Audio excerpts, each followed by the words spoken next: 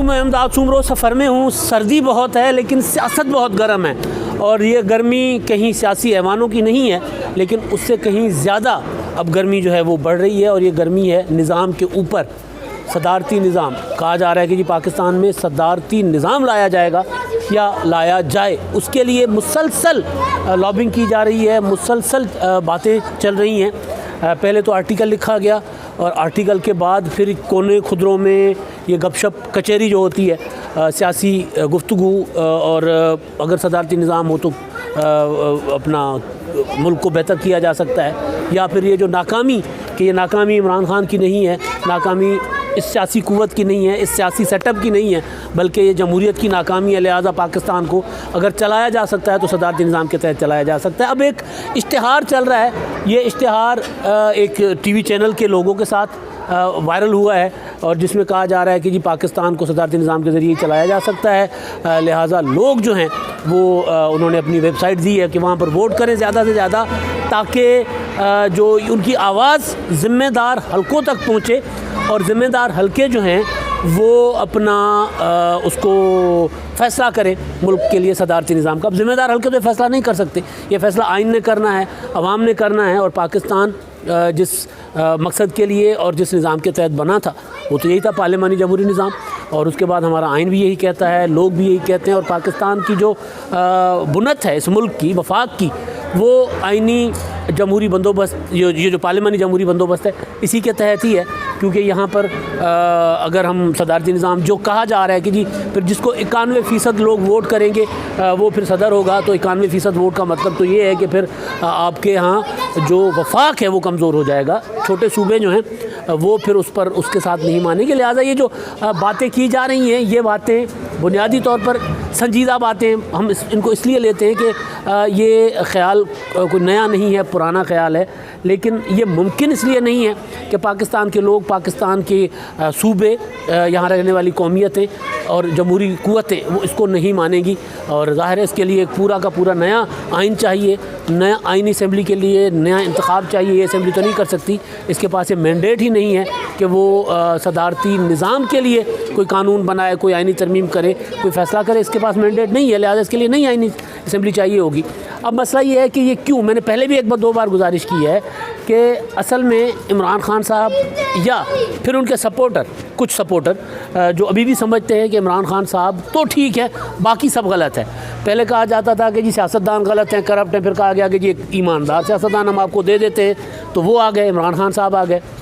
अब इमरान खान साहब आ गए तो उन्होंने कहा कि जी मईशत ठीक नहीं है, मईशत ठीक किए देता हूँ, कि अभी करूँगा कर करके इमरान खान साहब ने 3 साल निकाल लिए। 3 साल के बाद ये कहा गया, आपने सुना होगा वज़ीर-ए-आज़म इमरान खान साहब ने, कि यार बुनियादी तौर पर ये निज़ाम ही ठीक नहीं है। ये निज़ाम कैसे ठीक नहीं है?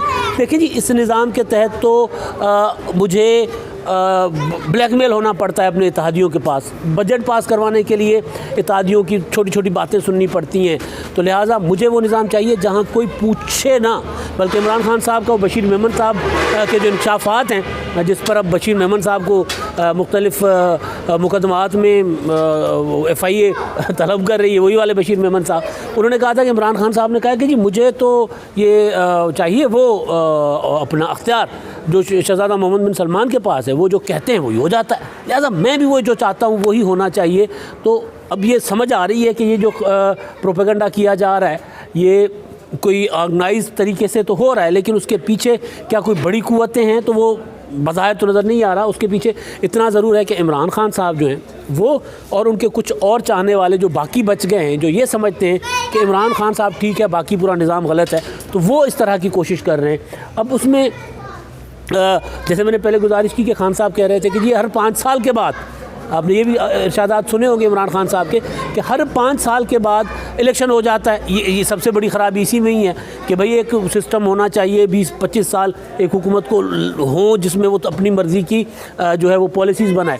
मसला हुकूमतों का नहीं होता, पॉलिसीज़ का होता है। हमारे यहाँ ये ज़रूर रहा है कि पॉलिसीज़ सियासी बुनियादों पे चेंज की जाती रही हैं, लेकिन अब जब जमहूरियत का तसलसल चल रहा था तो आपने देखा कि यहाँ पर ये हुआ कि पीपल्स पार्टी में आसिफ जरदारी ने चाइना के साथ ताल्लुकात बेहतर बनाए, CPEC की तरफ कदम बढ़ाया, CPEC के लिए MOU साइन किए, नवाज शरीफ साहब ने आके उसको आगे बढ़ाया, पहले ये नहीं होता था। अब जो पिछले 2 एतवार हैं पीपल्स पार्टी और मुस्लिम लीग नून के, उन्होंने पॉलिसियों के तसलसल को तोड़ा नहीं कहीं सिवाय छोटी मोटी चीज़ों के। तो खान साहब ने आके उसको तोड़ा, खान साहब ने आके चीज़ें रिवर्स करने की कोशिश की, जिस वजह से ज़ाहिर नुकसान हुआ और हमारी मईशत रुक गई, मुल्क में बेरोज़गारी बढ़ी, गैर यकीनी सूरत हाल बढ़ी। और फिर उसमें हुआ ये कि इमरान खान साहब जो हैं वो सारा का सारा मलबा, जिस तरह अपनी कारकर्दगी का मलबा पिछली हुकूमतों पर डाल रहे थे, अब अपनी नाकामी का मलबा, क्योंकि अब लोग हिसाब मांगेंगे ना।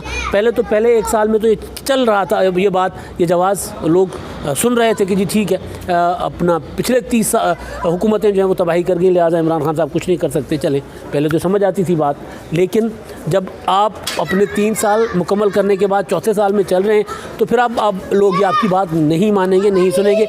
लिहाजा इमरान खान साहब के पास नई बात आ गई, वो ये कि जी निज़ाम ठीक नहीं है। इमरान खान साहब तो ठीक है, निज़ाम ठीक नहीं है, तो वो निज़ाम ठीक कैसे होना है जी? सदारती निज़ाम के ज़रिए। अब अगर सदारती निज़ाम होगा, मैं फ़र्ज़ कर लेता हूँ कि सदारती निज़ाम में इमरान खान साहब के ऊपर सवाल उठाते हैं नूर आलम खान साहब कि जी इमरान खान साहब के दाएँ बाएँ माफियाज़ बैठे हुए हैं, तो फिर क्या करेंगे सदारती निज़ाम में? इमरान खान साहब उस वक्त जब माफियाज़ तो बैठे होंगे, तो इमरान खान साहब सदर बन गए, तो क्या वो तब कोई नूर आलम नहीं होगा, तब कोई सवाल नहीं उठाएगा? मतलब अभी यही है ना मसला, ये है कि इमरान खान साहब से एहतसाब कहा जाता है कि अपने आप से शुरू करो, इमरान खान साहब नहीं करते। इमरान खान साहब को कहा जाता है कि जी आपकी हुकूमत की जितनी कारकर्दगी है उसकी तरफ फोकस करो, तो इमरान खान साहब नहीं कर रहे। पहले तो अपोजिशन कहती थी, मीडिया कहता था, अब अपने लोग कह रहे हैं, अपनी पार्टी के अंदर से लोग कह रहे हैं। तो जब अपनी पार्टी के अंदर से लोग कह रहे हैं तो उसका जवाब क्या मिल रहा है? उसका जवाब ये हो रहा है कि नूर आलम खान साहब ने कहा कि जी जो पहली 3 बेंचेज़ हैं, पहली 3 रोज़ जो हैं कौमी असम्बली में बैठी हुक्मरान जमात की, वो ज़िम्मेदार हैं पाकिस्तान की तबाही की। पाकिस्तान जिस नहज पर पहुंचा है वही कसूरवार हैं, और हम जो बैंक बेचर्स हैं वो कसूरवार नहीं है, लिहाजा इनको ECL पर डाल दो।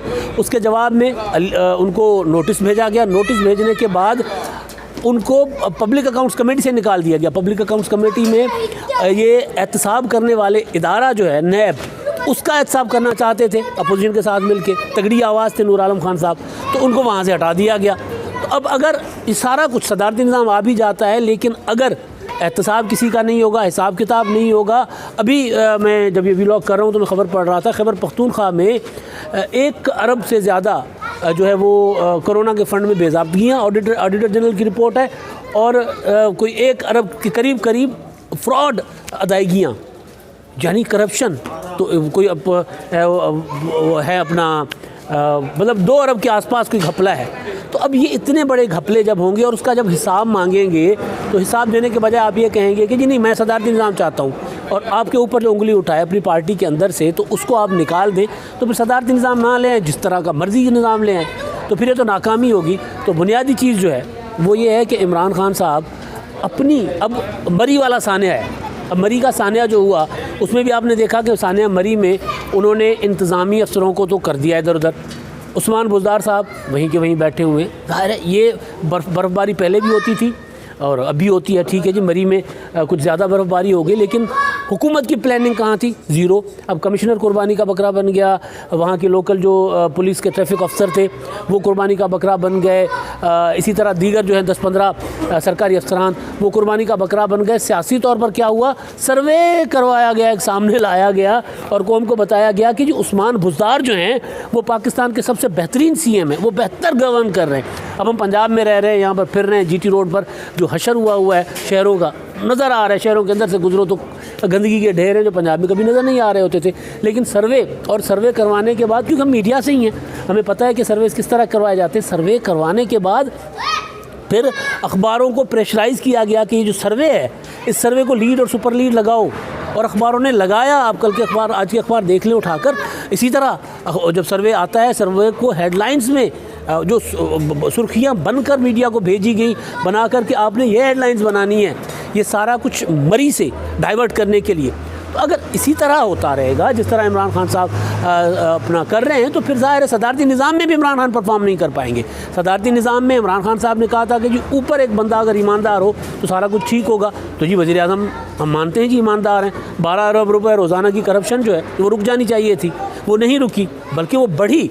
और ये बढ़ने वाली बात हम नहीं कर रहे हैं, वो मोहसिन बेग साहब कर रहे हैं, जिन्होंने इमरान खान साहब को फाइनेंस किया था, जिन्होंने इमरान खान साहब के लिए वो कह रहे हैं कि मैंने 1 अरब रुपया वज़ीर आज़म को दिया था, इमरान खान साहब को दिया था, तो वो कह रहे हैं। तो ये बात कोई मुखालफी नहीं कर रहे हैं, इमरान खान साहब के दोस्त कह रहे हैं कि जी ईमानदारी वाली बातें जो हैं वो तो बस अफसाना थी, असल में बहुत ज़्यादा घपले हैं, बहुत ज़्यादा करप्शन है। तो इस सारी सूरत हाल में आप नाकामी जो है इमरान खान साहब की, उसको छुपाने, उसको दबाने के लिए सदारती निज़ाम का राग जितना मर्जी आला आप लेकर भी आ जाएं तो उससे क्या होगा, बिठा दें इमरान खान साहब को ऊपर, तो इमरान खान साहब के दाएं बाएं सामने आगे पीछे जो लोग हैं वो तो यही होंगे ना, वो तो कहीं और से नहीं लाएंगे। वो क्या करते हैं, वो इमरान खान साहब को, या तो इमरान खान साहब की समझ नहीं है या फिर वो इमरान खान साहब को चक्कर देते हैं। इमरान खान साहब को जिस तरह अब चक्कर दिया जा रहा है ना कि मईशत उठ रही है, अब मईशत कितनी उठी है, कहाँ उठ रही है, वो तो मुझे पता है कि जी मईशत कहाँ उठ रही है। मैं तो ये देखूँगा कि भाई जब मैं बाज़ार में जाता हूँ, लोग जो हैं वो महंगाई के हाथों कितने तंग आए हुए हैं, तो वहाँ पता चलता है कि जी मईशत उठ रही है कि नहीं उठ रही, आम आदमी की नहीं उठ रही। हाँ, इतना ज़रूर है कि जो सरमायाकार हैं, बड़े पैसे वाले हैं, वो तो दुनिया में अब चीज़ें सामने आ रही हैं कि कोरोना में बड़ी कंपनियों ने सबसे ज़्यादा कमाया है। तो जो बड़े पैसे वाला है वो तो किसी भी बहरान में ज़्यादा कमाता है। बहरान उसके लिए आता ही कमाने के लिए। मईशत आप तब देखेंगे कि जब आम आदमी तक उसका कोई समर जाए, आम आदमी तक उसका कोई असर जाए, तो वो नहीं है। तो असल चीज़ वो ये कि जी इमरान खान साहब अगर ऊपर बैठे या इमरान खान साहब जैसा सेटअप, इस तरह की रिजीम, इस तरह का बंदोबस्त अगर होगा, चाहे फिर सदारती निज़ाम उसको रख ले, उसका नाम दे दे, चाहे जो मर्ज़ी नाम दे दे, फिर होना कुछ नहीं है।